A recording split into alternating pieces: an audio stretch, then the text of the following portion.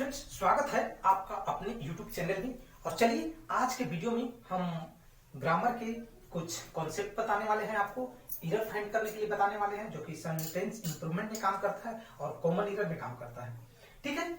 और ये जो भी प्रश्न मैंने लिया है, जैसा कि आपने थंबनेल में देखा है, 5 प्रश्न लिया है और ये 5 कॉन्सेप्ट जो है आपको एग्जाम में बार बार पूछा जाता है। रेलवे का एग्जाम हो या बैंक का एग्जाम हो या कोई भी कॉम्पिटिटिव एग्जाम हो, और यदि वहां पे कॉमन एरर से प्रश्न पूछे जाते हैं, सेंटेंस इंप्रूवमेंट की प्रश्न पूछी जाती है, तो वहां पे ये कॉन्सेप्ट से 2 प्रश्न या 3 प्रश्न रहते ही रहते हैं। यदि आप तैयारी करते होंगे तो आपको तो पता ही होगा, लेकिन जो लोग नहीं तैयारी करते हैं वो पूरे विश्वास के साथ इस कॉन्सेप्ट को एग्जाम देने जाने से पहले जरूर देखें, जरूर याद रखें, आपको बहुत काम आने वाला है।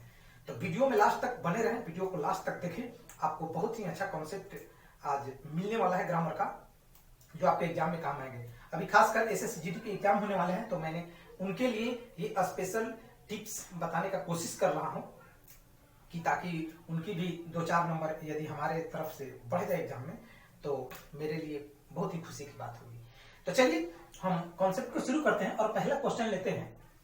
पहला क्वेश्चन है मेरा, I told him that we enjoyed very much at the party. आपको कमेंट करके फटाक से जल्दी से बताना होगा कि आखिर इसमें एरर कहां पे है।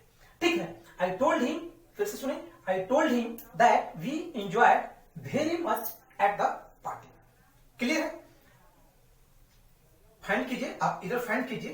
तब तक हम बता देते हैं कि यदि कोई भी सेंटेंस पास्ट में शुरू हुआ है, ठीक है, ये भी एक बहुत ही इंपॉर्टेंट कॉन्सेप्ट है, इसमें नहीं है लेकिन मैं बता दे रहा हूं, तब तक आप इसको कमेंट करके बताइए, सोल्व करके बताइएगा कि कोई भी सेंटेंस पास्ट में है यदि दिया हुआ है। कॉमन एरर की बात कर रहे हैं, खासकर एसएससी की हम बात कर रहे हैं। जैसा कि मैंने देखा है, पास्ट में है तो वो पास्ट में ही रहेगा। तो सबसे पहले ये रूल आप जरूर चेक कीजिएगा, जैसा कि मैंने पहले वाले वीडियो में बताया है कि किस तरीका से सोल्व करें, कॉमन एरर को किस तरीका से सोल्व करें।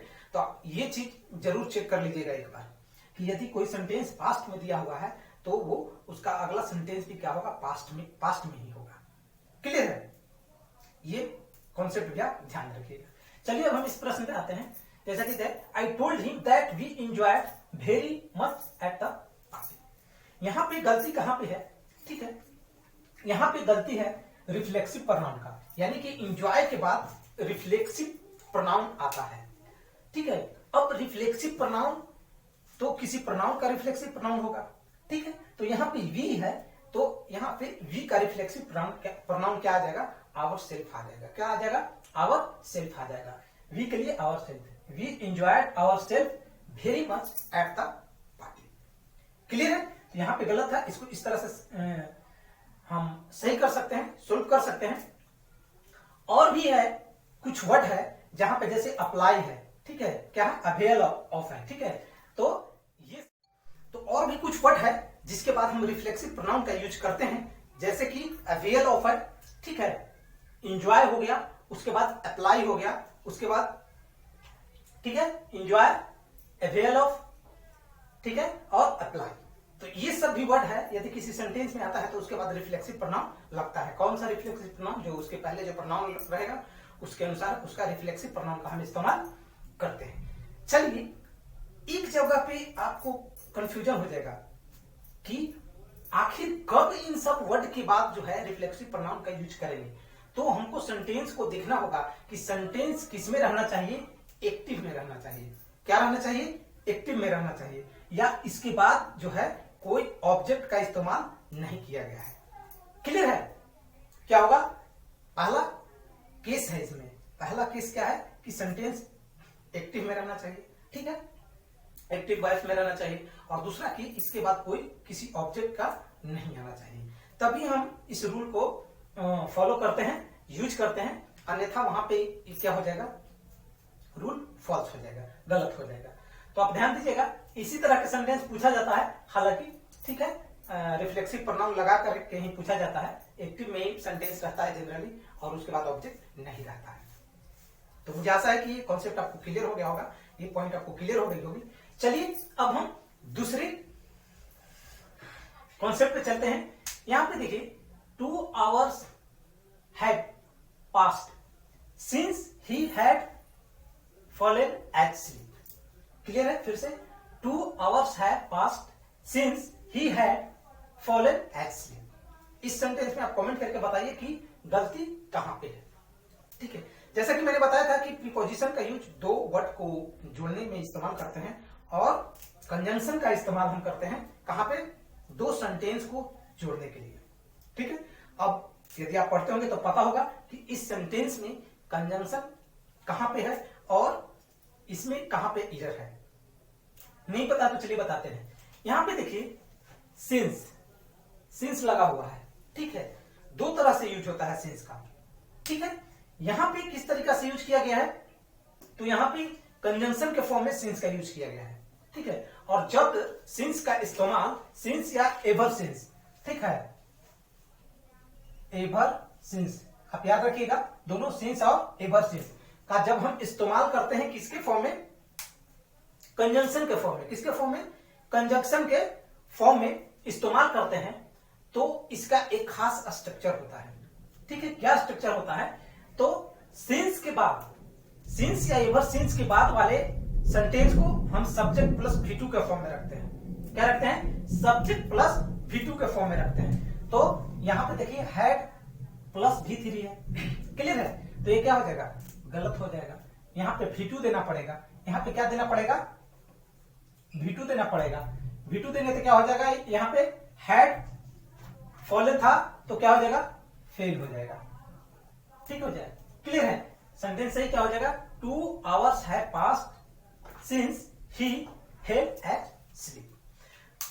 तो क्या मैंने रूल बताया कि सिंस या एवर सिंस के बाद आएगा तो सब्जेक्ट प्लस V2 होगा और उसके पहले वाला क्या होगा?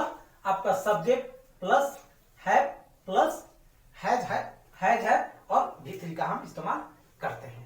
सिंस के बाद वाले को हम देखेंगे, सिंस लगा हुआ है तो उसके बाद सब्जेक्ट प्लस V2 ही आएगा। क्लियर है? उसके बाद subject plus has plus V3 का इस्तेमाल करते हैं। क्लियर है? ये भी रूल जो है वो बहुत बार एग्जाम में पूछा गया है और आगे भी पूछे जाएंगे। चलिए नेक्स्ट पे हम चलते हैं। नेक्स्ट है he is one of those writers who has on acclaim the world over.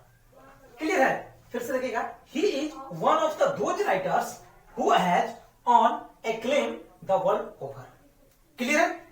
Sentence आप पढ़िए और कॉमन इरर फाइंड करके कमेंट करके जरूर बताइए यदि आप जानते होंगे तो, और किस रूल का इस्तेमाल किया जा रहा है यहाँ पे वो बताइए। चलिए यहाँ पे हम चलते हैं। यहाँ पे देखिए हु का इस्तेमाल किस फॉर्म में किया गया है? तो हु का इस्तेमाल यहाँ पे कंजंक्शन के फॉर्म में किया गया है। कैसे समझे कि कंजंक्शन की तरह इस्तेमाल किया गया है? तो देखिए यहाँ के बाद एक क्लियर क्या आ रहा है? एक सेंटेंस आ रहा है who has on A claim the world over. Clear है? और इसके पहले भी है he is one of the those writers. यहाँ पे भी एक सेंटेंस है तो दो सेंटेंस का क्या कर रहा है? जोड़ने का काम कर रहा है। तो जब कंजंक्शन का इस्तेमाल हम दो सेंटेंस को जोड़ने के लिए ही करते हैं तो यहाँ पे हु क्या है? कंजंक्शन की तरह काम कर रहा है और दो सेंटेंस को जोड़ रहा है। तो इसके बाद जो वर्ब आता है, ठीक है, इसके बाद जो वर्ब आता है एक्जुलरी वर्ब ए भी आता है, जो एक्जुलरी वर्ब ए भी जो आता है वो क्या काम करता है? अपने पहले वाले नाउन के अनुसार काम करेगा। यहाँ पे पहले क्या है? राइटर्स है। ठीक है, तो यहाँ पे हम राइटर्स के लिए जो एक्जुलरी वर्ब बनेगा सिंगुलर रहेगा तो सिंगुलर के अनुसार, प्लुरल रहेगा तो प्लुरल के अनुसार। तो यहाँ पे क्या है? राइटर्स है। क्या है? राइटर्स है। ठीक, तो राइटर्स के लिए हैज का तो इस्तेमाल नहीं करेंगे। किसका इस्तेमाल करेंगे? हैव का इस्तेमाल करेंगे। क्या करेंगे? हैव का इस्तेमाल हम कर देंगे। लेकिन यहां पे भी एक बात ध्यान देने वाला है। ठीक है, देखिए यहां पे क्या है? He is one of the those writers, यानी जनरली हम इस तरह से इस्तेमाल करते हैं, लेकिन एक जगह पे ये रूल जो है वो फॉलो नहीं करता है। वो किस तरह के सेंटेंस में? तो ओनली वन ऑफ। ठीक है, ओनली वन ऑफ, जिस सेंटेंस में ओनली वन ऑफ आ जाएगा, हु लगा हुआ है लेकिन इसके पहले ओनली वन ऑफ आ जाएगा। क्लियर है?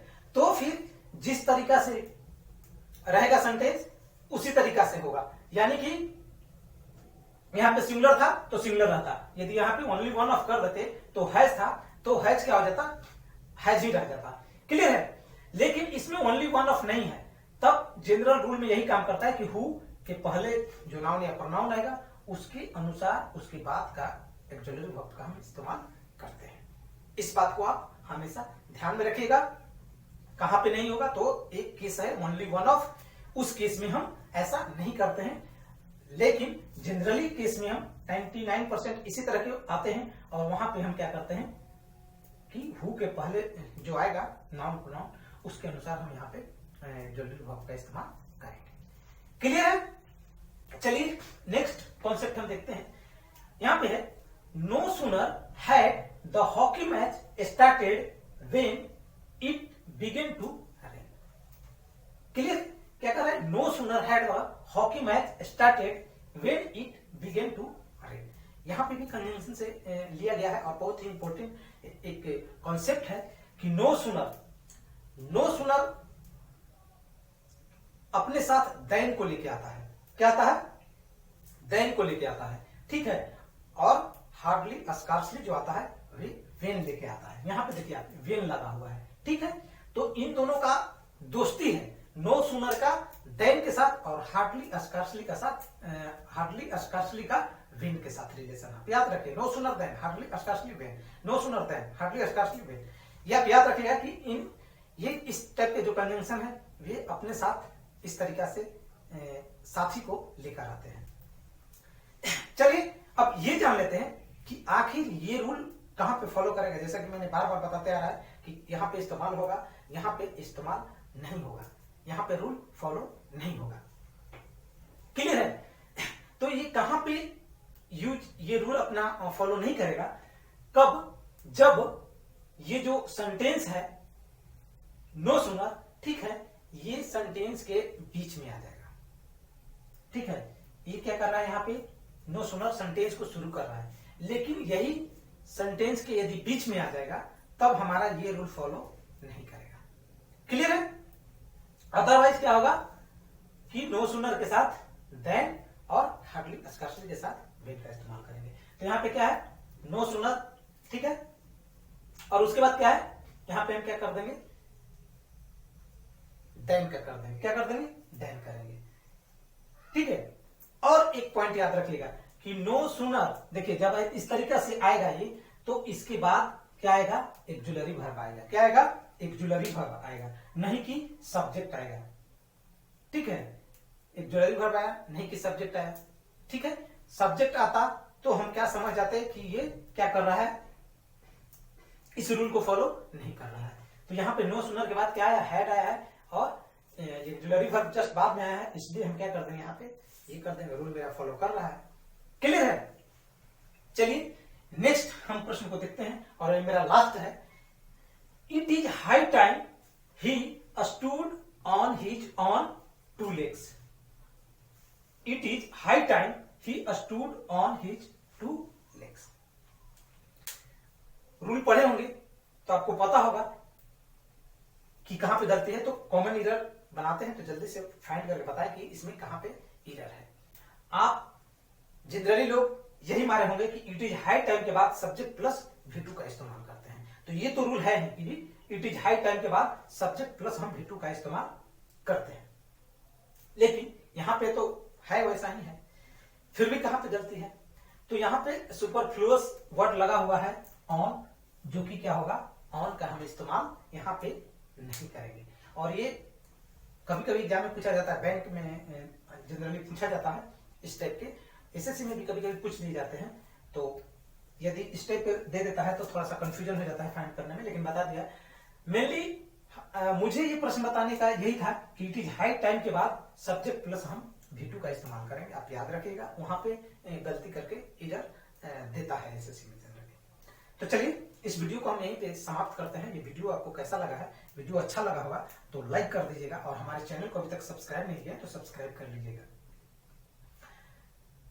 धन्यवाद। Take care of. जय हिंद, जय भारत।